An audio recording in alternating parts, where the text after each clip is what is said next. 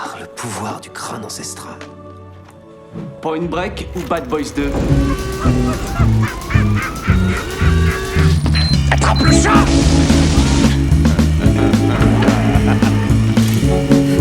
Et cette fois, John Wayne ne s'éloignera pas dans le soleil couchant avec Grayskull. C'est Gary Cooper, connard.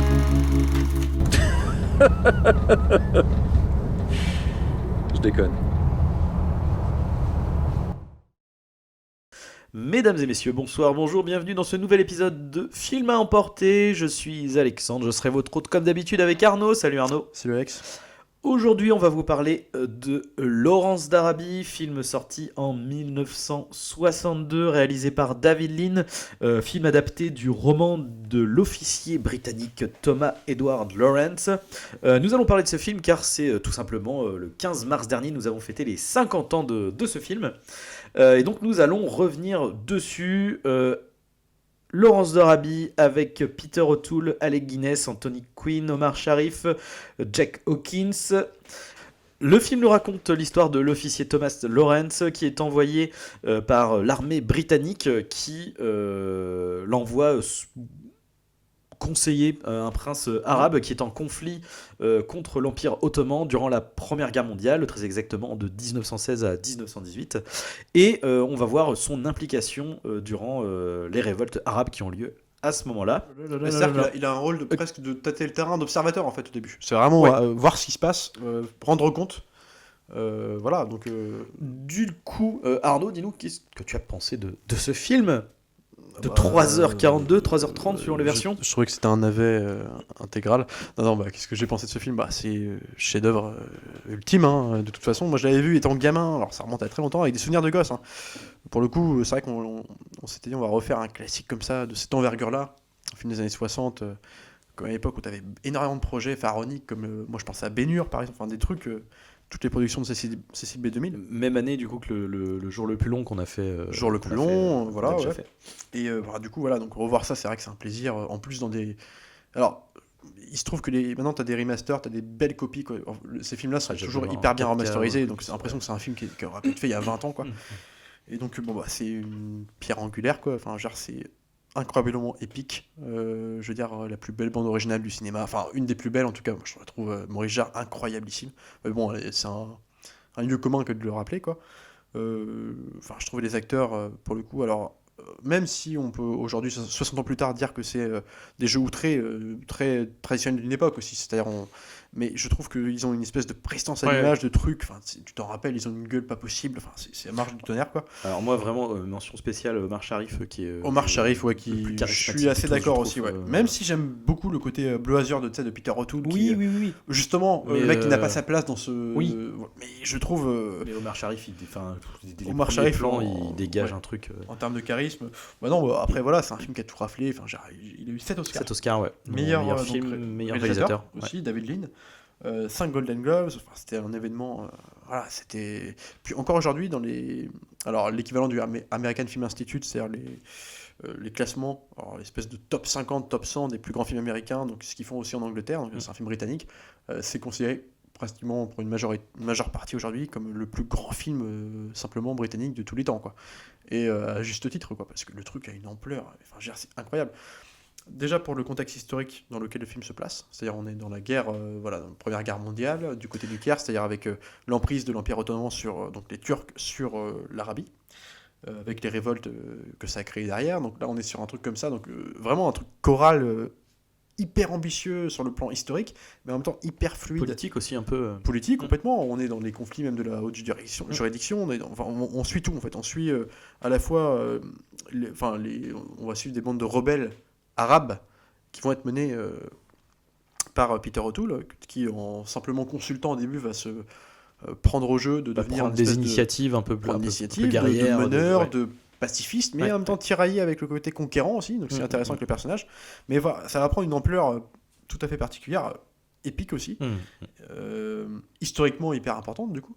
C'est un personnage qui a existé, parce que comme tu dis, c'est tiré d'un bouquin, donc évidemment ça a été romancé, mais voilà, la base est là, quoi. Et du coup je trouve que de ce fait-là, ça a une espèce d'ampleur, une espèce de puissance évocatrice au film, en plus adoubé à la réalisation donc, de David Lean, et puis à son sens de la narration visuelle, quoi. Et puis de projets comme ça hors normes, comment tu dis que ça a été mis sur pied? Je veux dire, il y a des trucs, des scènes, on va en parler, mais c'est hallucinant, quoi. Enfin, je veux dire, on disait tout à l'heure, enfin, en brainstorming du truc, c'est que moi, je trouve qu'un mec comme James Cameron, c'est des dignes héritiers. En gros, ça, les mecs comme David Lean, c'est l'ancêtre de James Cameron, quoi, de réalisateurs comme ça. C'est-à-dire des mecs qui sont, comment dire, qui peuvent être capables de monter sur pièce, enfin, de mettre à terme des projets comme ça aussi pharaoniques, quoi. On parlait de production de CCB 2000, mais c'est exactement ça. Et puis là, c'est vraiment le mot, quoi. Enfin, je veux dire, c'est tourné dans des conditions dans le désert, sous je sais pas, 62, enfin on n'imagine même pas les conditions, avec des centaines, des milliers de figurants en costume, plus les animaux, des chevaux, on imagine les dresseurs, l'élaboration de plans. Il y a des scènes, la scène de l'assaut du village, où justement Peter O'Toole, donc Laurence, pour prendre d'assaut un village assiégé par les Turcs, justement. C'est fait avec des centaines de cavaliers en chevaux, enfin les chevaux qui rentrent, tu sais, avec un espèce de plan circulaire de travelling comme ça, où tu vois de loin, donc un espèce de grand plan large d'ensemble, tous les chevaux, les centaines de chevaux entrer enfin c'est hallucinant, quoi. Tu te dis bon, voilà, alors le film, je crois qu'il y a eu énormément de temps de tournage, parce que ça a été tourné entre mai 61 et septembre 62. Pré-prod, post-prod. Donc c'est un truc colossal. Aujourd'hui, on ne pourra plus faire un truc comme ça. Donc c'était des projets hollywoodiens. Si, on pourrait le faire, hein, c'est pas le problème. Je veux dire, si on l'a fait avant, c'est qu'on pourrait le faire. Aucun studio ne donnerait l'argent nécessaire pour faire ça. Le film, tu disais, avait coûté 15 millions. À l'époque, c'était pharaonique, hein, c'était pas du tout aujourd'hui. Mais je veux dire, c'est du boulot colossal, quoi. Et ce que ça rend à l'écran, je veux dire, c'est historique, quoi. Simplement historique, quoi. Donc, non, du coup, voilà, moi, c'est ce que je t'ai dit pour. J'ai revu ce film, c'était une redéfinition de l'épique, quoi. C'est redécouvrir l'épique. Alors, non pas au cinéma pour le coup, j'aurais adoré le revoir en salle. Ah ouais, là, de le revoir, je pense que je vais essayer de. Surtout quand tu vois les restaurations qu'ils en font aujourd'hui, quoi. Non, mais là, c'est vraiment. Voilà. Et puis en termes de narration visuelle, de montage aussi, parce qu'il te fait des espèces de points de liaison temporels, en fait. Les transitions. La cigarette, tu sais, avec le soleil et tout. Je veux dire, voilà, c'est une œuvre d'art, quoi. Je l'ai noté, c'est la transition allumette, lever de soleil. Ouais, où on éteint l'allumette pour enchaîner sur le lever de soleil de. Oh là là. Non, mais enfin, je veux dire, c'est. Puis ce plan où, au moment où tu le vois, tu sais que les mecs, ils ont dû en chier, quoi. Parce qu'il faut choper le bon moment, le soleil qui parce que t'as pas le droit à une deuxième prise, tu vois. L'idée, ça me rappelait un peu le coup tu vois. Du verre d'eau de Jurassic Park, tu sais, avec comment créer tout ça. Alors oui, mais tu vois, dans le verre d'eau de Jurassic Park, il y a une maestria dans le technique, dans le sens où il faut qu'on trouve le moyen de faire cet effet, tu vois, techniquement. Que là, tu dépends des éléments. Là, t'as pas le choix. Alors bon, en vrai, les mecs, ils ont, je sais pas, je pense que pendant 2 mois, ils ont tous les matins. Ils ont quadrillé les secteurs, ils ont. Voilà. Ils ont posé leur caméra, mais ils ont pas le choix, de toute façon. Ils ont pas le choix. Alors, moi, il y a juste un truc, je vais évacuer, je pense. Alors, il y a peut-être d'autres points négatifs, mais le point négatif qui aujourd'hui en plus est forcément visible, faut remettre dans le contexte, etc. Moi, c'est ce qu'on appelle la blackface de Alec Guinness, qui pour le coup est vraiment pas possible parce que Alec Guinness c'est Obi-Wan, quoi. Donc quand tu le vois arriver grimé en prince arabe, il y a un moment donné, tu vois, quand dans Prince of Persia, ça me gêne que Jake Gyllenhaal fasse le prince de Perse. Ça me gêne que Alec Guinness fasse le prince arabe. C'est un peu compliqué. C'est le film. Voilà. Mais c'est problématique. Mais c'est vrai qu'aujourd'hui, je trouve qu'aujourd'hui, quand tu le revois, tu fais ah merde, quoi. Puis surtout, alors moi je l'ai vu en VO, je sais pas comment c'est en VF, mais en plus en VO, alors il essaye tant bien que mal de faire un espèce d'accent, mais enfin bon, Alec Guinness, je veux dire, il a un accent british de la coupe au couteau, quoi. Sûr. Et c'est pas possible, quoi. C'est vraiment pas possible. Alors c'est contrebalancé par justement beaucoup de figurants, de troisième rôle en tout cas dans mais ouais, c'est ce qui m'emmerde. C'est que justement, enfin je veux dire, le second avec Guinness, c'est Omar Sharif, quoi, qui est mortel. Mais ouais. Du coup là tu fais putain, il y avait pas moyen de. C'était une époque où les premiers rôles, voilà, c'était par des stars. C'était voilà, mais c'était une tradition. Après bon, je suis d'accord, aujourd'hui avec les yeux d'aujourd'hui, c'est vrai que c'est problématique, c'est gênant, on est d'accord. Tu le vois qu'il est grimé, tu vois, c'est vraiment. Ah oui, non mais c'est pas. C'est con. Mais après, bon, voilà, le truc, c'est qu'Alec Guinness dégage quelque chose qui est super cool. Mais il a une aura, donc quelque part, puis justement dans ce rôle de d'espèce de sage un peu sur le Ouais, côté, ouais, tu ouais. sais que bon, c'est ce Même qu'il représente. hein. si, voilà, il y a la fin. D'ailleurs, on y reviendra. Ce qui est intéressant, Ouais. euh, Le film n'est pas si manichéen. Eh que bah ça. c'est ça en fait, Ouais. on te pose ça en mode, comme tu dis, épique, etc. On suit un personnage, mais au début c'est vraiment très d'ailleurs gentil, méchant, les méchants Ouais, bien turcs, sûr. les machins. Et en fait, au bout d'un moment, en fait, tout ça est très vite contrebalancé de tous les côtés en Mais fait. à l'image même, moi ce que j'adore dans l'ouverture du film aussi, on parle de tiraillement des personnages, de Ouais. leur évolution, l'arc narratif, tout ça, c'est que en gros on sait d'avance en allant voir le film que Laurence d'Arabie, donc le personnage de... Alors c'est Thomas Lawrence, c'est ça, hein, c'est ça. Thomas Edward Lawrence. Ouais. Edward Lawrence, qui est donc au début un petit officier britannique Ouais. qui paye pas de mine, qui est présenté comme quelqu'un de loufoque, maladroit, presque un héros de comédie, hein, Peter Sellers, enfin, un mec très... il nous est montré comme ça. Alors le film commence tout, avant de nous en parler, il commence par un enterrement, donc l'enterrement de ce mec-là, justement, on le découvre accident Alors, au truc, l'accident de voiture de moto est pas foufou. Enfin, je veux dire, Non, il mais est. bon, c'est à l'époque. Et ouais. Mais on nous le présente en gros ce mec-là qui va mourir d'un accident de voiture. On est en Ouais. 1935, donc en gros 20 ans après les faits présentés dans le film. Enterrement. Et moi, ce que j'adore, la meilleure façon de présenter un personnage, c'est tous les mecs donc, Ouais, qui parle de lui. ils parlent de lui. Ouais. Donc t'as un espèce de journaliste local, enfin qui essaie de parler au mec un peu, donc qui sort de Vous l'avez l'enterrement. connu, Vous l'avez connu ce mec-là. Alors qui était-ce? Qu'est-ce qu'il a représenté, tout ça. Puis les gens, en gros, le Ouais, dénigrent. c'est machin, Et ouais. quand on le dénigre pas ou on le complimente, en fait, c'est pour le dénigrer dans son dos juste après. Ouais, tu vois. Donc il y a un truc de c'est un raté, c'est un Ouais. loser, c'est un mec. Voilà. Donc, on sait que ça va pas être ça. Et en même temps, t'as quand même, il me semble que t'as un personnage qui dit genre, ouais, je vous permets pas de dire ça sur oui. lui. Justement, et le personnage qui dit ça, on le voit en plus, je crois que c'est le journaliste, c'est pas lui qui suit tout le film après. Je sais Je sais plus, enfin peu importe, un mec qui justement connaissant la valeur du bonhomme lui le rappelle aux autres en disant mais écoutez, vous savez pas qui c'était ce mec quoi. Ouais. Et en gros on va vous le raconter quand même. Et du coup, de le présenter comme un espèce de loser, de mec gaffeur, Ouais. et puis même quand on le voit la première fois, juste Et après, parce oui, qu'après oui. t'as un flashback dans le temps, en fait tu reviens en 1917 je crois. 1916, Ouais voilà, 15, 1900, dans ces années-là. En pleine guerre mondiale, la première guerre mondiale. Parce que c'est juste avant l'implication des États-Unis qui est un enjeu. Il y a un moment donné, on en parle en tout cas Ouais, via le journaliste américain. Voilà, et puis il nous est présenté comme dans un monde d'officiers, tu sais, d'armes. Ouais. Tu sais, un mec un peu gringalet, tu sais, très grand, très mince, gaffeur. Ouais, puis en plus on te le présente tout de suite. Il est en train de faire de la peinture, je crois. Enfin, Ouais. tu vois, tout Ouais. de suite dans un truc, voilà, l'espèce d'artiste. L'artiste dans un monde d'hommes, tu vois, voilà, un monde d'hommes tu de te virilité, sens, tu vois.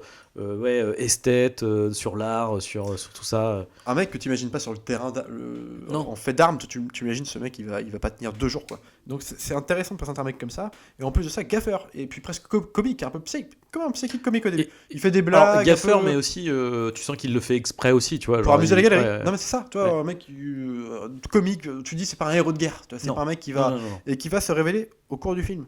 Et en plus, pas seulement dans le côté manichéen, il va devenir un héros, le Ouais. héros qu'on n'attendait pas, et puis Ouais. non, parce que ce serait un schéma attendu. Il va en plus avoir des tiraillements. Un Ah, héros, en fait, il pas va, tant que ça. il va monter, il va chuter, il va. Parce que toute l'idée des personnages, c'est d'avoir des tiraillements, parce que en tant que conquérant. conquérant, Ouais. parce que dans son idée pacifiste, c'est-à-dire de libérer, en tout cas les villages, enfin les villageois arabes qu'il va rencontrer sur son chemin, de l'emprise de l'Empire ottoman, il va devoir pour ça aussi conquérir, donc c'est-à-dire reprendre des villages aux mains des Turcs, donc de la façon la plus spectaculaire possible, comme on l'a dit, mais et je veux dire du coup une espèce d'esprit de conquérant qui va devoir auquel il va devoir s'adapter. Et dans l'esprit de conquérant, bah, ça sous-entend aussi tuer des gens. Ouais. Et des fois par choix purement, même pas pour sa survie, c'est-à-dire par choix ethnique, pour dans quelle direction on va prendre. Voilà, donc il est obligé d'assassiner, d'exécuter des gens. Et lui, ça va le traumatiser, mais en même temps, il va y prendre du plaisir. Ouais. C'est ce qu'il racontera. Ouais. Donc il y a aussi ce truc de. Tu vois, le mec psychique comique du début, un peu gauche, gringalet, tout ça, bah, est-ce que finalement, c'est pas un héros de guerre, mais aussi un chef de guerre, quoi. Tu vois, il y a un truc comme ça, quoi. Donc ça donne au personnage une dimension autrement plus, tu vois, importante, en tout cas plus porteuse. Ça parle des méfaits, tu vois, l'être humain avec ses failles et compagnie. On n'est pas sur un héros de guerre absolu comme. Ah bah non, puis là, du coup, c'est typiquement un film. Enfin, après, tu me diras, c'est toujours, comment dire, l'ambiguïté de ce genre de film, c'est que le propos est quand même plutôt anti-guerre, tu vois, on te montre un peu les méfaits justement de la guerre et de la violence sur une personne qui à la base est présentée comme étant un peu plus comment dire, réservée, un peu plus l'antithèse de tout ce noble, qu'on nous etc. présente dans ces cas-là. Ouais. Voilà, et du coup on sent il est littéralement perverti en fait au fur et à mesure, même Bien si sûr. voilà, on reste sur une note de c'est un héros, etc. Il y a quand même, ouais, il est mis à mal. C'est de l'aliénation d'un Ouais, espèce de mec un peu presque plus bureaucrate, on Ouais, imagine ouais. au début, un peu dans la partie, tu sais, paperasse du truc, Ouais, qui va ouais. s'aliéner au fait de guerre, au fait d'armes, c'est-à-dire à la violence du terrain. Voilà, et d'autant plus effectivement la fameuse scène où il explique que oui, en fait, il a pris du plaisir à tuer, en fait. Enfin, ça montre un vrai puis c'est d'autant plus comment dire. La vraie nature de l'être humain. Ouais, conquérant. ouais, mais c'est d'autant plus compliqué que quand on le voit, en fait, tous les événements avant ont été montrés de manière extrêmement dramatique, romanesque, etc. Parce qu'en plus, quand la scène d'exécution qui est mortelle, enfin là pour le coup, en termes Ouais. de. Alors il y en a deux même, d'ailleurs. Ouais, mais il y en a une. Enfin, Une non, avec l'ennemi. il y en a une, mais c'est même pas l'ennemi. La première, c'est. Ah oui, oui, celle-ci aussi. Ouais. Je pense le moment charnier quand il dit qu'il a pris du plaisir à ça. Ouais. C'est avec. À un moment donné, en fait, il doit. Celui qui va même récupérer dans le désert. Et donc, ben voilà, c'est ça. C'est qu'en ouais. fait, t'as tout un enjeu sur. Il faut traverser une fournaise pour aller à la ville qu'on doit atteindre. Et merde, on a perdu un de nos hommes et lui, il est en mode, bah du coup, héroïque. Non, on abandonne personne. Je vais aller le récupérer. Je vais aller récupérer Gazim. Manichéen à ce moment-là. Voilà, exactement. Donc le héros, tu vois, qui va, et donc avec tout l'ambi. En plus, hyper bien foutu. Enfin, voilà, la mise en scène, Oui. la chaleur, cette séquence, elle est très courte. Il y a quelques plans, mais c'est pesant. Tu vois, t'es là, tu fais, waouh, t'as envie de boire. Quand tu vois la séquence, t'as envie de, oh putain, donnez-moi de la flotte. Et donc du coup, t'as tout cet enjeu-là, et en plus, c'est d'autant plus un enjeu que c'est son fait d'armes qui fait qu'à partir de là, en fait, pareil, même les hommes du prince, en fait, le voyaient comme l'anglais, tu vois, l'étranger qui est là parmi eux, qui les prend presque un peu de haut parce que genre, c'est voilà, comme c'est un occidental, etc. Et là, en fait, ça va être le fait d'armes qui va l'anoblir à leurs yeux, quoi. Donc du En coup, faire ça, presque un demi-dieu, hein, parce que. et ouais, à partir de là, t'as tout un truc qui va partir en vénération, en fait, au fur et à mesure. Bon, là, c'est là qu'il y a un truc aussi qu'il faut noter, hein, c'est quand même une autobiographie d'intime, donc il y a des approximations Ouais, historiques, bien sûr, mais c'est probablement. romancé, mais voilà. Et puis, il est sali aussi, parce que. Mais il est sali quand même, Ouais. peut-être même plus dû à la réadaptation qu'au bouquin. Après, Je sais pas, lu, ouais, hein, je donc, saurais pas voilà, te parler, mais. en tout cas, voilà, enfin, en tout cas, voilà, le fait de sauver ce mec-là, ça a une importance, tu vois, pour lui, pour le personnage, Capital. pour tout à ce moment-là. Et donc, du coup, en fait, il se trouve que à un moment donné, ils sont face à un clan et il y a moyen de les lier à la cause. Pour aller affronter les Turcs. Sauf que bah, le truc c'est qu'à ce moment-là, en fait, les différents clans arabes, bah, ils se foutent tous sur la gueule les uns les autres, quoi. Ouais. Et il se trouve que voilà, il y a comment on appelle ça Bon, en gros, il y a une rixe entre deux soldats des deux clans.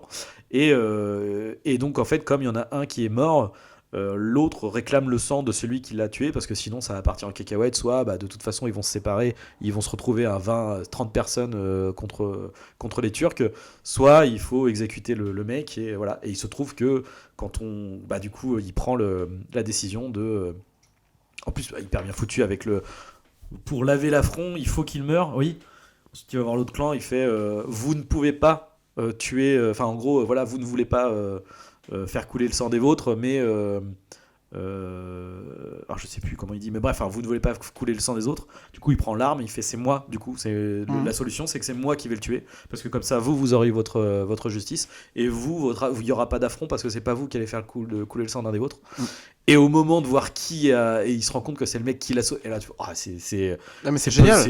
Enfin, le dilemme est juste Bien sûr. hallucinant, quoi. Et là, il est en mode, bah, y a pas de choix, quoi. Enfin, Et il s'en remet faut y pas, aller. d'ailleurs. Après, Non, il s'en remet pas. Mais du coup, c'est ça qui est ouf, c'est que du coup, t'as tout ce truc-là, donc il s'en remet pas, tu vois. En tant que spectateur, t'es par ce truc-là, tu te dis, waouh, putain, c'est chaud, c'est dur. Ensuite, la deuxième mort, c'est. Ah là, c'est pas hyper clair quand il dit qu'il a pris du plaisir. Je pense que c'est plus quand même sur l'exécution, plus que sur. Où c'est deux gamins en fait qui le suivent, qui veulent être absolument son valet, leur hein, valet. simplement, ouais. Et sauf que voilà, en allant. Parce que eux, pour le coup, le vénèrent comme un dieu. Ouais, C'est vraiment. ouais. Oh, même si t'as un peu je sais pas comment dire, t'as un petit truc aussi au début de peut-être de foutage de gueule aussi, tu vois. Non, mais au début, mais c'est l'étranger, en donc gros, on va. ils Voilà. veulent un boulot. Mais par contre, voilà, au fur et à mesure, oui, il va y avoir une vraie vénération, etc. Ouais. Et donc, ils vont se retrouver tous les trois à devoir rentrer au Caire. Je crois que c'est au Caire, à travers le désert. Sauf que du coup, ils sont pris dans une espèce de tempête de sable. À un moment donné, il y en a un qui tombe dans sable mouvant, merci. Et bah voilà, ils essayent de l'aider, mais ils n'y arrivent pas. Donc bon bah voilà. Et du coup, tu te tapes tout ça, et c'est après quand il te sort tu sais, qu'il te fait le bilan et qu'il te raconte tout ça, et puis j'avoue que le moment où l'autre il lui fait genre, mais en fait, au début, il est ses supérieurs sont en mode genre, putain, t'as réussi à prendre la ville putain, mais ben voilà, bah écoute, commandant, vas-y, promotion, machin et tout, puis tu vas faire ci, tu vas faire ça, et l'autre il fait non, mais en fait, j'arrête quoi. Moi j'arrête. Puis bah, comment ça tu. Alors, fait, non, et après, quand il commence à dire justement ouais, mais l'autre fait non, mais c'est normal, c'est la guerre et tout, c'est sûr, enfin, tu vois, c'est choquant, c'est machin, mais t'inquiète pas, tu vas te reposer, tu vas. L'autre fait ah non, mais c'est pas ça le problème, c'est que j'ai tué, mais en fait, bah, j'ai pris du plaisir, quoi. Ouais. Et j'avoue que le moment où là, tu fais oh, la fin, en fait, je trouve que tu relis du coup tout ce qui s'est passé, tu fais waouh, c'est mal, c'est quoi ça m'a fait penser, c'est con, parce que j'y pense, mais c'est exactement ça, c'est un dialogue d'anciens héros de guerre, donc joué par Clint Eastwood dans Grand Torino. Je fais une digression de 3 secondes. Où le prêtre arrête pas il y a un prêtre qui lui court au cul tout le long du film pour lui dire mais vous avez péché dans votre jeunesse, dans l'époque, la guerre de Corée, vous êtes traumatisé et tout, et puis mais on vous a forcé à faire des choses, et puis aujourd'hui, après tout, vous n'avez pas le choix, puis maintenant vous êtes refait, vous avez fondé une famille, vous êtes pardonné. Puis lui, il arrête, il lui fait écoutez, vous avez raison sur beaucoup de choses, effectivement, vous me touchez presque à me dire ça, mais sauf que vous vous trompez sur la plus importante, c'est que à l'époque, ce qui honte le plus un homme, c'est ce qu'il a fait sans qu'on lui ordonne. Ça veut tout dire. Et c'est exactement la problématique de ce truc-là. Et juste avant de revenir là-dessus, je voudrais, parce qu'on t'a parlé rapidement du désert, le côté, la chaleur étouffante de cette scène-là, le sable mouvant. Et je trouve que rarement j'ai vu un désert aussi dangereux dans un film, c'est-à-dire filmé comme dangereux. C'est-à-dire le soleil tueur. Et ça te dit beaucoup des conditions de tournage du film. Les sables mouvants. Puis, alors j'ai perdu le terme, tu sais. La tempête, tu sais, l'espèce de l'espèce de tempête de sable, de poussière, de sable et tout au loin. C'est vraiment, donc ça raconte beaucoup sur comment ça a été tourné ce truc-là aussi. Enfin, ça, il y a vraiment un truc. D'ailleurs, justement. Peter O'Toole, donc le Laurence du film, raconte que c'était incroyablement difficile le tournage. Enfin, il y avait des trucs pas possibles. Ils avaient le cerveau plein d'eau, quoi. Enfin, c'était un moment tu peux plus.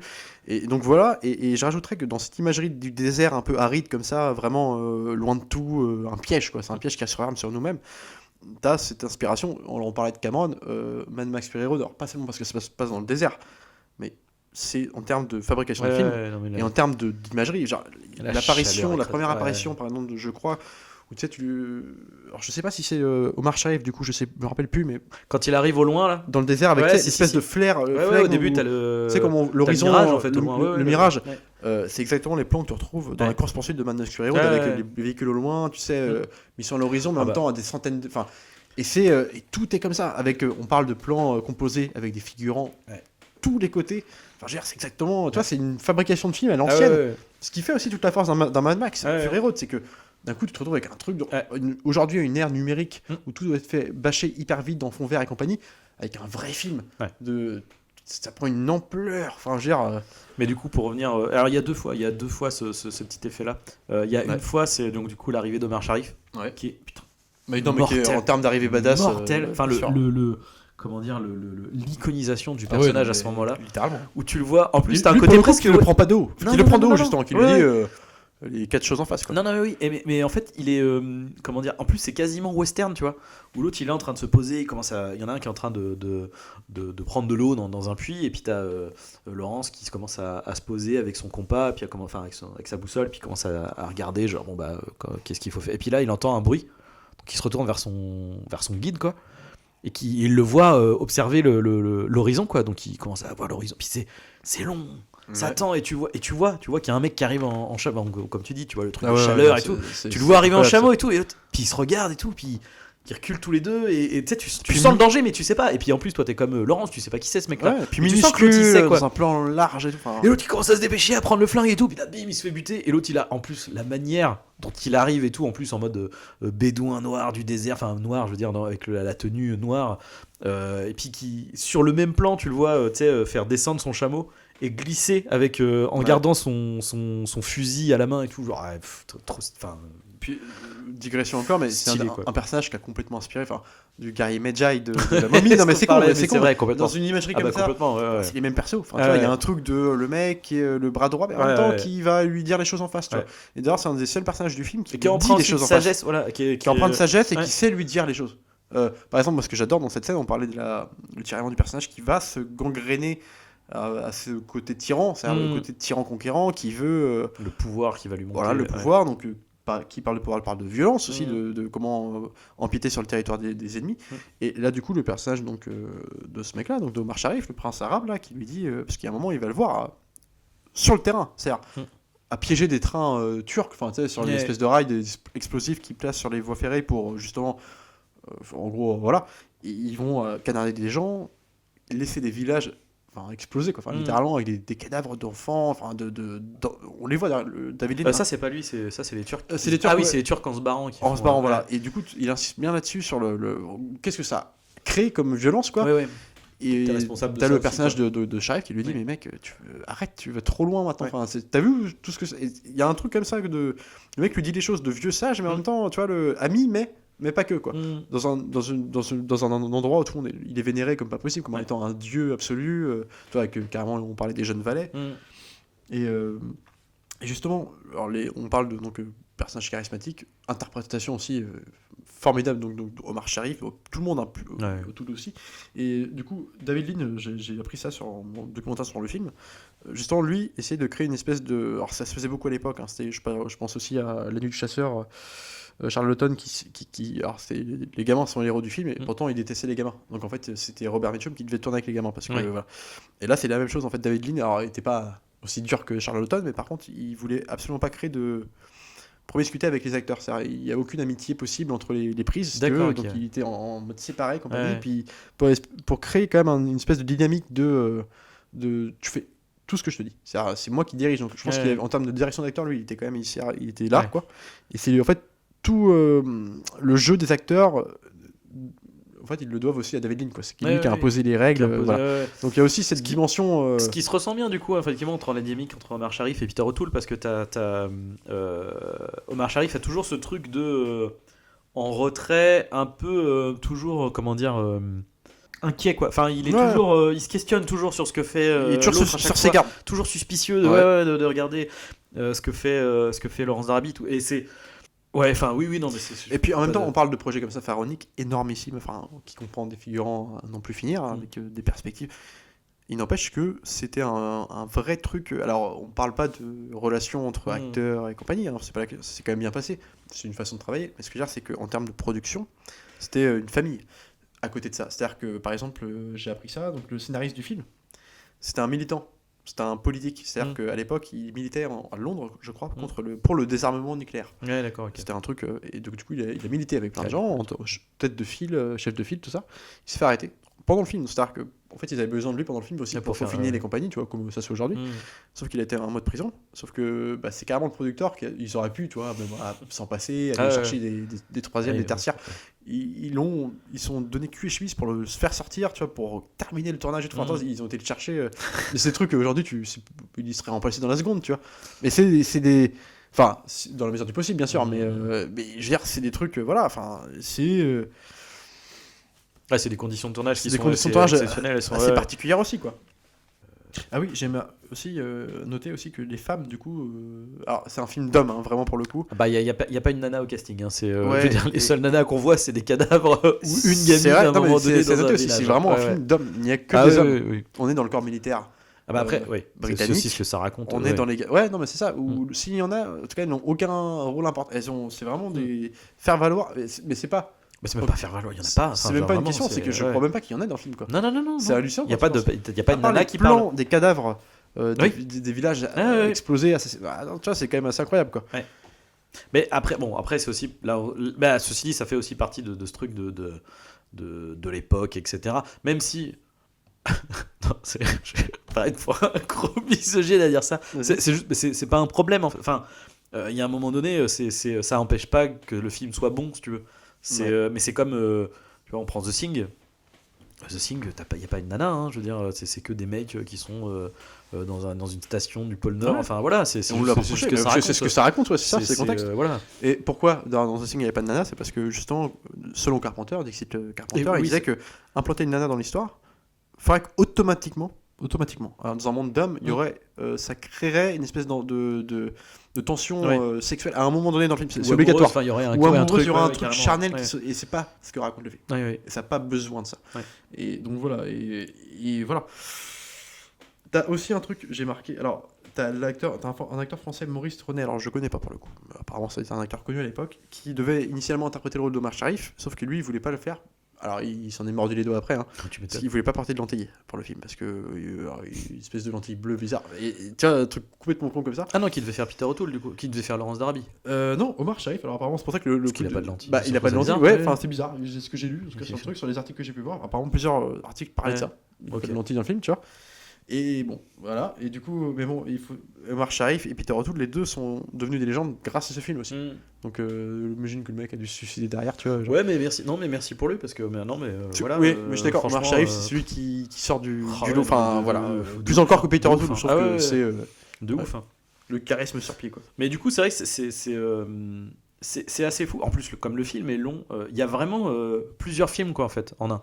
Et t'as toute cette première partie. Bah, c'est quasiment un Rise and Fall, en fait, d'une certaine manière, avec cette montée, tu vois, de lui qui est monté à un piédestal de héros, de légende, Effectivement, à un moment donné, lui fait la comparaison lui-même du prophète, où je sais plus, il dit ouais, mais quand tu vas faire pour là, bah Moïse, est-ce qu'il l'a pas fait? Moïse, il fait ouais, mais Moïse c'était un prophète, quoi.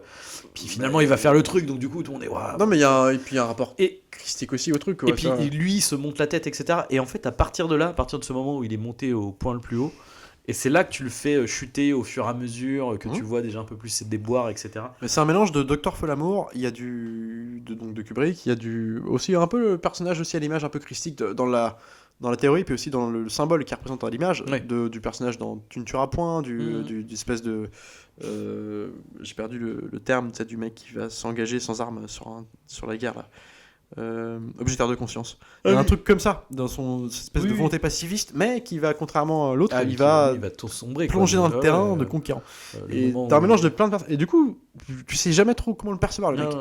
Et moi, il y a une scène que j'adore, t'en as parlé brièvement tout à l'heure, c'est quand il revient dans l'ambassade donc britannique au Caire, habillé, donc il a délaissé donc, son habit d'officier pour être habillé comme On lui a donné une tenue comme les villageois arabes, un chef de tribu, je crois. qui n'a donc rien potentiellement à faire dans l'ambassade, tu vois, leurs rapports sont... Bah surtout que personne voit ça. Au début, les gens ils se disent putain, c'est qui, c'est des Arabes qui viennent dans notre ambassade, qu'est-ce qu'ils foutent il là vient accompagné d'un de ses valets, donc celui qui a survécu après que l'autre a été enseveli dans les sables mouvants. Et en fait, au début, moi, ce que j'adore dans ce moment-là du film, c'est que, alors je sais pas s'il a déjà exécuté quelqu'un, je crois que si à ce moment-là. Si, à ce moment-là, parce que Ouais. c'est juste après qu'il va C'est dire juste le après. truc, Donc, tiraillé, il est dur, tu vois, avec lui-même aussi, tu vois. Il arrive dans l'ambassade Tout tremblant en et assumant tout, quand même ouais. complètement son statut, Ouais.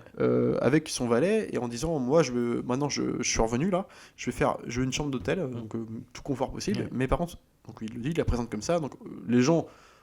C'est supérieur apprenant ce qu'il a fait complètement, mec, on te doit ça, c'est normal, tout, on s'attendait pas à ce que tu fasses tout ça, puis il fait non, Ouais, mais c'est pas c'est pas pour pour moi. moi, c'est pour lui. Ouais. J'adore ça, tu vois, c'est qu'il y a quand même un peu de bonté qui reste dans le perso, enfin c'est sa volonté, c'est sa personnalité première, Il reste, reste un homme bon, il reste quelque mais chose, qui a été un peu engrainé dans tout ça, mais tu vois, c'est quand même un vrai héros malgré tout, tu vois.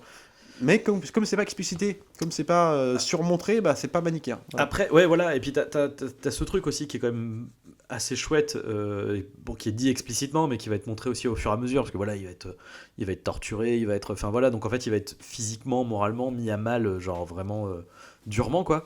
Et j'aime beaucoup ce petit basculement aussi mais en fait, enfin, je suis un mec ordinaire, en fait. Je suis pas un héros, je suis pas un. Et t'as ce moment un peu de dépression où il est en mode genre mais en fait donnez-moi je veux rentrer chez moi parce que je suis quelqu'un d'ordinaire, donc je veux faire un métier ordinaire, je veux faire autre chose, quoi. Je suis pas là pour faire ça. Par contre, ceci dit, moi j'ai eu un moment justement après ce passage là où j'ai pas trop compris ce qu'en étaient des enjeux, en fait. C'est à dire que juste après qu'il se fasse torturer, il abandonne, en fait. Ouais. Il abandonne, il rentre, et c'est à ce moment là du coup qu'il a cette révélation à ce moment-là, il se dit qu'il a, en fait, sa mission a été mise à terme. En fait, c'est-à-dire qu'il peut pas faire plus pour. C'est-à-dire que là, maintenant, on est dans un truc où nous on va conquérir, mais que en fait, la paix, plus ou moins, on l'a trouvée en prenant tous ces territoires. Ce qui peut amener derrière, c'est que de la violence. Si après, ils lui en veulent aussi, parce que ces hommes lui en veulent aussi, parce qu'ils sont en mode bah écoute mec, tu peux pas nous lâcher maintenant. Ouais. Parce qu'ils sont dans une dynamique de on va jusqu'au bout, quoi. On conquérit jusqu'au bout, mais sauf que lui au début il partait en tant que pacifiste. Je pense qu'il y a aussi ce truc là, puis le fait d'exécuter, de se faire torturer. Mais du coup, il a pris conscience de ça je comprends, mais je comprends pas pour. Enfin si, en fait quand il revient, je comprends justement que là c'est par orgueil, où du coup le général l'amadou en lui disant mais mec quand même t'es exceptionnel quoi, t'es extraordinaire tu vois et tu peux pas... Bah ouais, oui c'est vrai. Ouais. Et là j'avoue que il y a un moment comme ça où ça je trouve que ça fait doublon parce que vu qu'il la première fois Oui, qu'il retourne à il aurait pu l'ambassade, il aurait pu en rester là, ouais. Ouais, Ouais, je suis c'est d'accord. déjà un peu le cas. Oui, oui, Et bien du coup sûr. on le fait remonter pour le refaire redescendre, pour le faire remonter. Ouais. Même si on le fait remonter, et d'ailleurs c'est le moment de bascule parce que là vu qu'il C'est à va- l'image de ses tiraillements. Enfin, Ouais, tu vois, il y a un et là, truc, il y va complètement par orgueil, et c'est tout ce passage là où là vraiment il est en mode à se partir de là. Du coup, moralement, tu vois, j'ai pu enfin, toutes ces actions Non, parce deviennent que douteux, tu il vois. devient un espèce de conquérant empereur, tu sais, un espèce de Napoléon qui va enquêter sur le territoire. Mégalo, et là même la manière dont il est. Alors, ce qui est Et presque rigolo, outrepassé ouais. sa mission première, c'est-à-dire qu'il était juste de libérer, c'est c'est-à-dire là ça. il va aller attaquer tout le monde, quoi. Bah, alors précis, parce Enfin, qu'il leur dit, je veux vous donner la liberté, et oui, voilà, mais, l'objectif c'est d'aller à Damas pour Il y a quand même un truc. pour libérer ce truc-là, et parce que ça sera une assise, voilà, pour votre peuple, quoi. Mais ce qui est intéressant, c'est que du coup, dans la mise en scène, c'est plus il va être mégalo. Enfin, tu vois, au moins, plus il est humble, plus il est magnifié par la mise en scène, plus il est. Et puis les mégalos, plus ouais, bien sûr. il est mégalo, plus il est écrasé. Ça va être plus du il est plan rendu- serré, Ouais. tu sais, bizarre, ouais. Et jusqu'à ce passage, du coup, à la fin où déjà il arrive. Tu sais, au début, il arrivait tout seul. Quand il allait sauver du coup le mec qui était tout seul dans le désert et qui vient le sauver. Et donc tu as encore ce plan là qu'on disait où tu le vois arriver, et là c'est encore plus impressionnant parce que c'est juste un point. Bah oui. Tu vois juste un point très longtemps. Donc, et Mais il est tout seul et C'est Mad Max, Fury Road. ouais, c'est- et là il est, tu vois, il est tout seul, il est magnifié et tout, Ouais. dans la lumière et tout. Ouais. Et quand tu le revois en mode genre ah ça y est il arrive, t'as cette scène là du coup juste après qu'il soit revenu, qu'il soit avec son Ouais. côté mégalo, etc. Et là c'est en mode tu le vois arriver avec plein de mecs, tu sais, en mode et tu sais ils sont tous là en train de bugger, tout le monde se regarde en mode genre mais qui c'est que ça et tout. Mhm. Et en plus on se rend compte que c'est des criminels, c'est des mercenaires Ouais. qu'il a. Et enfin tu vois dans la mise en scène tout est là avant c'était le mec qui était tout seul humble et là c'est le mec avec plusieurs enfin Mais dans cette idée-là de point justement, le personnage qui débarque à l'horizon mais de très loin, tu sais. très western aussi hein, dans l'esprit ce truc là. Western, Ouais. et puis surtout, c'est une mise en scène, comment expliquer c'est un point central, c'est-à-dire que tous les personnages qui vont apparaître dans un plan, Ouais. quand ce n'est pas évidemment des grandes scènes de guerre ou tout ça, mais le personnage va être au centre de l'image, toujours au centre de l'image, et du coup, avec un espèce de grand plan d'ensemble, souvent filmé de loin, Ouais. avec du coup une immensité, et l'immensité du désert est retranscrite dans chaque plan. Et en fait, du coup, ça donne une ampleur tout de suite à un truc, tu vois. Quand il y a des scènes de figurants, on n'est jamais sur des plans serrés, ou très rapidement, ou alors qu'on est sur un plan serré, on voit tout ce qui se passe en fond. Et en fond, on a des plans composés avec des centaines de figurants qui font leur travail de figurant. C'est-à-dire, ils ont tous une espèce de chorégraphie dans l'action, de faire quelque chose, mais à des perspectives de vue. Un mec qui a repris ça aussi, parce que je cite toujours, on cite les plus évidents, donc dans le désert, les George Miller et tout ça, mais t'as aussi Christopher Nolan dans le début de Dunkerque. Quand le film C'est s'ouvre vrai. sur la plage de Dunkerque, c'est exactement les mêmes valeurs de plan et c'est les vrai. mêmes Ah putain, non, mais... travail de plan. C'est-à-dire, t'as les plages qui sont à perte de vue, avec des acteurs au bout, et quand ce n'est pas des acteurs, c'est des espèces de, pas des statues, mais tu sais, des gravures en bois immobiles, pour donner l'impression qu'il y a des gens sur la plage quand il n'y en a pas, mais c'est exactement, et c'est les plages à perte de vue. Et c'est pour ça que l'entrée en matière d'un film comme Dunkerque, c'est une ampleur considérable, quoi. Parce qu'on reprend cette dynamique-là. C'est ce qu'il y avait dans les Cécile B 2000, ce qu'on avait dans les Bénures. Bénures, c'était même Jordanais, c'était hallucinant. Et la reconstitution. Ouais. Et là, le plan aussi où plan de profil où t'as la lignée de chameaux, mais loin. Mais ouais, c'est incroyable. T'en as une vingtaine, trentaine de bout à bout et tout qui sont en train de marcher. Tu sens et là encore, on parle la de plans masse qui se déplace, tu vois. Complètement. La scène d'assaut avec les chevaux, là. Ouais, on parle celle-là, de plans limite les plus impressionnants, mais même simplement les plans dans les palais, ou dans l'ambassade, par exemple. Ouais.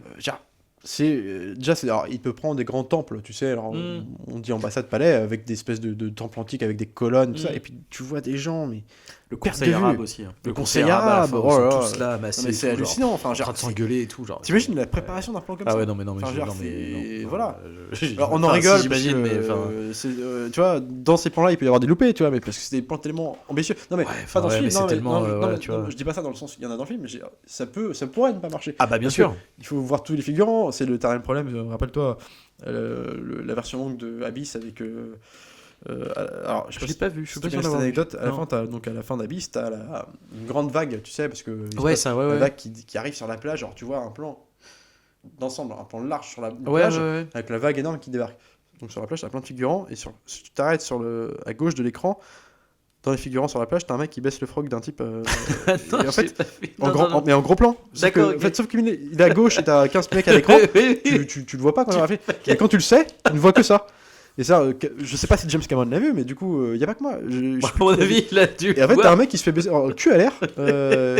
Et c'est du coup, ça, dans la symbolique de l'image, tu perds complètement. Merde, qu'est-ce qui se passe? Qu'est-ce qui s'est passé, tu vois? Ouais. Alors, ça a dû être vu, et puis ils ont dû se dire, bon, ok, mec, c'est fait, bon, on le laisse. Bon, bah, je Franchement. pense parce qu'il n'y a pas encore de 4K, mais je pense que s'ils font un remaster, ils vont revenir. Ouais, mais la version longue, c'est que, enfin, du coup, c'est vrai que c'est hallucinant, quoi, parce que t'as un mec qui se fait baisser le. Ouais. En plus, il répond, genre, il réagit, parce que tu sens qu'il est plus acteur à ce moment-là. C'est genre, oh, t'es con, putain, Ok. genre, t'as une vague de 400 mètres qui débarque, tu vois. C'est juste pas le moment de tu vois. Donc, et là, voilà. Oui, mais non, là, non. c'est Après, ceci dit, méticuleux. ouais, Non, mais après, il je y a, dis ça, il y a- c'est un il y a peut-être des exemple, figurants qui font n'importe quoi dans le plan, Ouais. hein, mais en même temps, il y a, là pour le coup, il y a tellement de figurants. Enfin, tu vois, genre, en termes d'échelle. T'as l'impression que tu regardes même plus un film, t'as l'impression d'être dans une espèce de plongé en histoire, quoi. Ah ouais, non, mais c'est. un truc. Tu vois, même un plan qui était pas mal, en plan large qu'on avait vu, c'était dans Rencontre du troisième type, quand ils vont en Inde, je crois. T'as un moment donné où tu suis une voiture qui va. Et puis tu sais, t'as plein de. Merde, en Inde, qu'on appelle ça, des bouddhistes, des croyants qui sont en train de. Tu sais, qui font le. Tu sais, ce que t'as le jeu. Alors, bon, on repart sur Rencontre du troisième type, mais tu sais, les fréquences où ils sont tous en train de prier, de faire le. Ouais. Et tu sais, t'as un plan à un moment donné hyper large où tu vois plein de monde Ah ouais. et tout. Et en vrai, on est. Enfin, mais c'est encore. Enfin là, c'est encore pire. Enfin, c'est encore pire. Je dirais, il y a encore plus de monde à l'image, quoi. Non, puis j'ai découvert des références explicites et directes aussi. C'est-à-dire Spielberg, dans La Dernière Croisade. Le plan de finale de La Dernière Croisade avec. Ah Indiana oui, Jones, oui, oui, bien sûr. par ouais, soleil carrément. couchant, Ah bah dans oui, l'ombre oui. et tout. Enfin, qui a été Carrément. repris des milliards de fois depuis. hein. Carrément. Mais bon, ça vient de Laurence d'Arabie, quoi. Ouais, non, mais les trucs Genre, d'ombre, t'as de ces les- plans-là dans le film. Ce qu'on disait, la musique dans la momie, t'as Et puis- des et puis même, références enfin, directes genre, à ça, l'utilisation de la musique de Williams sur Indiana Jones, par exemple, je trouve qu'il y a aussi des inspirations un peu Mm. dans la rythmique, dans le côté un peu, tu sais, presque. Non, puis les jeux d'ombre aussi, des fois, tu sais, en contre-jour, tu vois, du Ouais, soleil, bien sûr. dans Indiana Jones, ça, quand il est l'apparition en train de fouiller, et puis il est. Non, pas l'apparition, mais tu sais, c'est à un moment donné, ils sont dans des fouilles. Ouais. Enfin, ils sont en train de fouiller, je pense que c'est ça là qui doit être en train de creuser un truc, puis t'as Indy qui met, tu sais, qui est en mode avec son chapeau, enfin, Bien sûr. enfin, il y a des ouais, Ah non, mais d'imagerie, voilà, enfin, c'est sûr. On parle de narration visuelle, on parle de l'école Cameron, de Ouais. tous ces trucs-là. Cameron, il te fait un film choral, par exemple, sur Titanic, avec des milliards de persos qui ont tous une espèce d'arc narratif, pas possible, ou en tout cas tous une interaction Ouais. cohérente Les et uns avec tous les assez autres, ouais. fouillés, attachants pour être des vrais personnages de cinéma. Dans un truc comme ça, énorme, avec un contexte historique, il y a eu des classes dans Titanic, donc Ouais, du coup, mais c'est surtout que c'est fluide. Mm. Et tu peux ne pas comprendre, peut-être, Ouais. t'es dans un contexte politique, d'un truc. Là, tout ce film-là, on est dans un truc, on est sur des complexes politiques de C'est la Première Guerre mondiale. Ouais. Moi, que je suis pas calé du tout là-dessus, Ouais, j'avais peur ouais. même de ça, de me dire, oh putain, je vais être largué. Ouais, parce qu'on a à la fois le conflit arabe, l'Empire ottoman, le conflit l'Empire arabe, ottoman, en même temps, les la mainmise de l'Occident sur tout Exactement. ça, qui veulent se placer, etc. questionnements intérieurs dans la politique Ouais. britannique. Tu sais, au début, tout le monde ouais. n'est pas d'accord.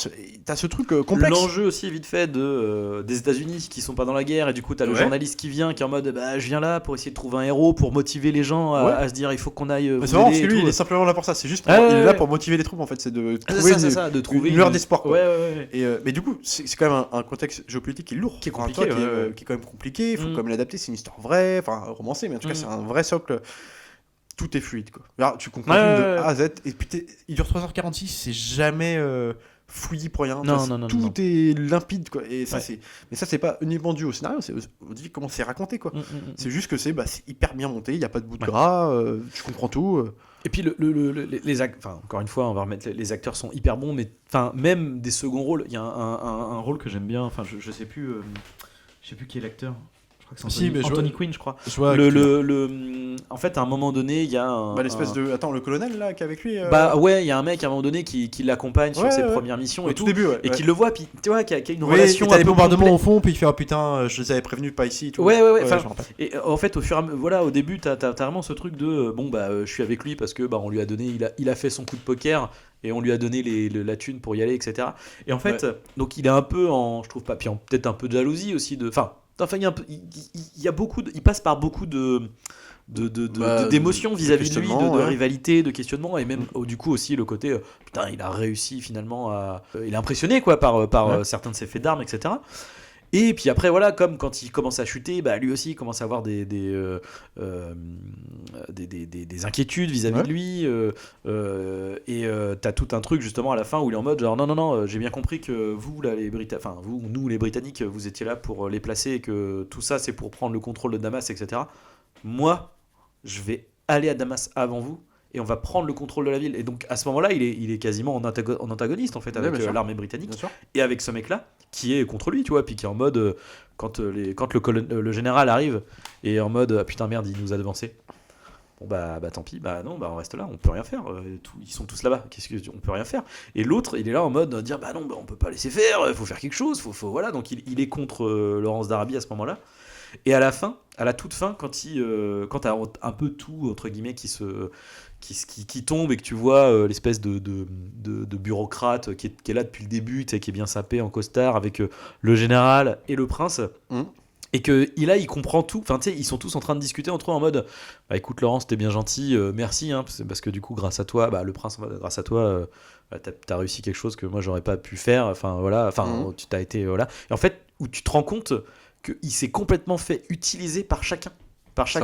Et t'as le colonel qui est là et tu sais qu'il voit tout, et après Laurence se casse, puis il entend les autres discuter entre eux en mode bon bah alors du coup comment on fait, toi tu prends la centrale, ouais bah alors par contre on va garder, c'est vous qui prenez la centrale mais on garde le drapeau, comme ça c'est quand même moi qui est Oui. et l'autre il est en mode c'est déconfit en train de regarder les trucs, et enfin t'as plein de trucs qui se passent, Parce que t'as aussi une complexité quoi de... Tu touches du doigt le truc aussi qui est intéressant aussi, c'est que dans le côté non manichéen du truc, c'est Ouais. que justement au début le film pourrait nous être montré comme simplement un truc de pacifiste, de mec qui vient pour ramener la paix dans le conflit arabe et tout ça, un truc tu sais, droit de l'homme et compagnie. Puis tu vois, on te montre ces différents archétypes de, tu vois, le méchant guerrier général, le gentil tu sais, sûr. bureaucrate altruiste qui est aussi un peu porté sur l'art et tout. Il a un bureau avec plein de tableaux, des trucs. Puis du coup, il s'entend bien avec Bien sûr. Laurence d'Arabie en mode genre. Enfin, tu sais, tu le vois Parce regarder que, les. Mais ce que je veux dire, c'est que malgré tout, pendant une longue partie du film, tu pourrais dire en gros les Britanniques sont Ouais, les ouais. sauveurs, les gentils quoi, tu vois, du Ouais. truc. Sauf que en même temps, ce que j'aime bien, et c'est Après, il y a du coup le prince qui est porté aussi comme une figure de sagesse, tu vois. complètement, non, mais voilà, enfin tout le monde, mais tu pourrais dire c'est un film de bonté, tu vois, les droits de l'homme et compagnie, tu vois, Ouais, un truc clairement. comme ça, tu vois. Mais il n'empêche qu'à la fin, Surtout qu'ils en parlent aussi, genre la Convention de Genève parce et tout. que Peter O'Toole représente en Ouais. gros l'Angleterre, enfin tu vois, c'est à ce moment-là, il est tout seul, le seul représentant, mais c'est lui qui, comme il sauve Oui. et tout ça, il est vénéré, bah l'Angleterre est sauveuse quoi. Et voilà, Sauf ouais, qu'en c'est même ça, temps, l'enjeu l'Angleterre politique nous est montré comme enfin, on nous l'apprend dans le film, c'est qu'ils que utilisent.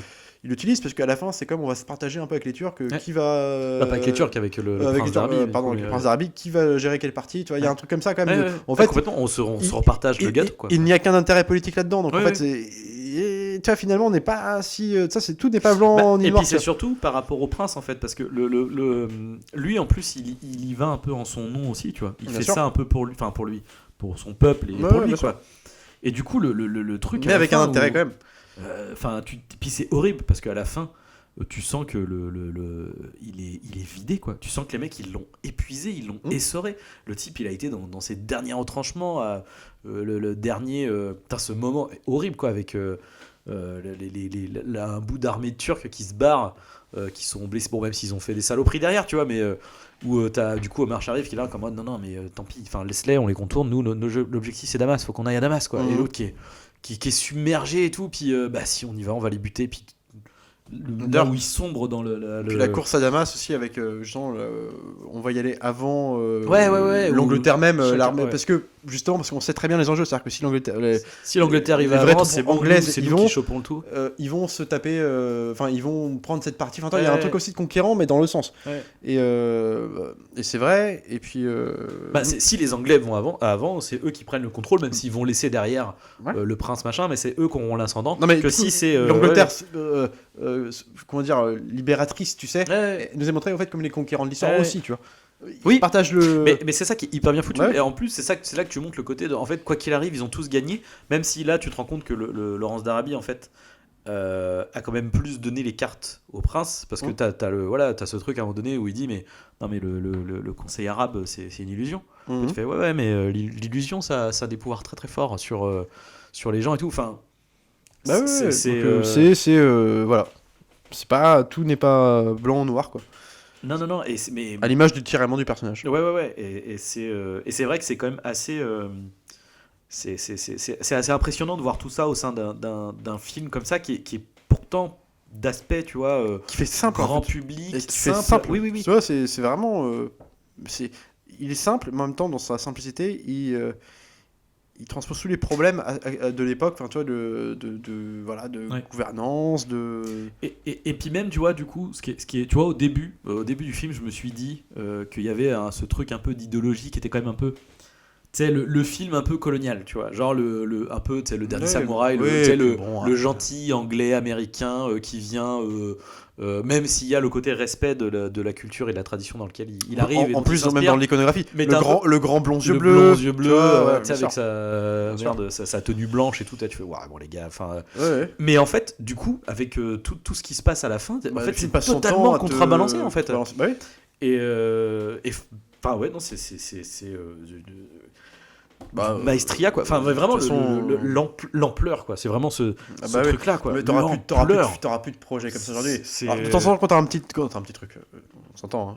Quand t'as un projet à la Mad Max qui sort de nulle part, tourné à l'autre bout du monde, Ouais. c'est avec des mecs qui ont chié.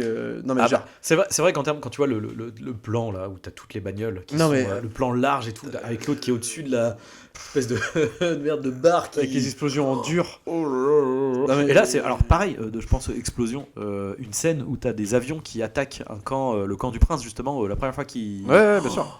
Bah oui, non mais voilà. Mais sûr.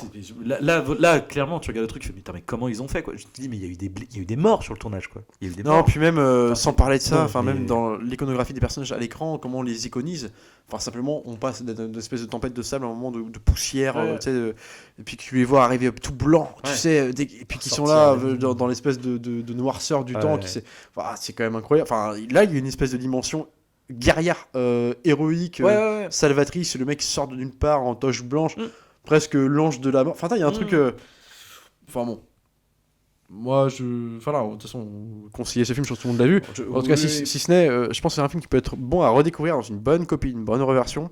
Ah ouais. Non, Comme mais ils ont fait, hein. Moi, j'avoue que j'ai qu'une envie, c'est d'essayer de trouver quelque part un cinéma qui le repasse quoi. Enfin, Mais parce au que- cinéma, ouais. Je pense que c'est un film qui doit être. Pour le coup, Oh, je la pense vache. que dans le truc d'arrêt, c'est un truc qui doit ressortir tout autant. Ouais, je c'est pense, des classiques de chez classiques, ça.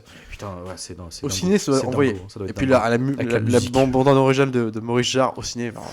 Oh là là. Voilà. Donc voilà, c'était notre avis. Est-ce qu'on a le droit de donner notre avis sur Laurence d'Arabie? Enfin voilà, en tout cas sur ce mastodonte. Ça m'a rappelé un peu dans la fabrication du Paul versus Anderson, moi. Mais, quoi Du Paul vs Anderson, moi, je trouve, dans la fabrication du film. De Monster Hunter un peu. Un peu Monster Hunter, je trouve qu'il y a beaucoup d'inspiration. Alors je trouve que Laurence d'Arabie s'est inspiré de Monster Hunter de Paul Anderson. Ça ne le vaut pas, mais c'est sympa quand même. Ah bah, faut... Voilà. On parle des meilleurs toujours. Bref, c'était notre. Alors, j'ai hâte de voir comment tu vas faire les liaisons avec le prochain film. Oui, parce que c'est ça. ça va être très compliqué. Mais je sais plus, je ne sais même plus quel est le prochain Ah film. bah, je Du sais, coup, tant je pis. sais. Ah putain, mais si, mais oui, c'est vrai. Ouais. Mais oui, c'est vrai. On se retrouve du coup la prochaine fois. J'espère cette fois avant un mois. Donc, pour la suite de Laurence d'Arabie, qui se enfin, bref, donc la prochaine fois, je vais y arriver. Pour Lake Placid, du coup, avec Bill Pullman. on va être sur un autre registre, mais Voilà. ça va être bien. Attends, Bill Pullman, hein, on est d'accord. Je crois, oui. Ouais, c'est lui. hein. Je Ouais, si, crois. si, Non, oui. si, c'est lui. Ouais. Bref, du coup, on se retrouve la prochaine fois pour Lake Placid. Pour les Placid. En attendant, continuez de regarder des films, d'aller voir des films au cinéma, c'est important. Salut à tous, salut Arnaud. Alex.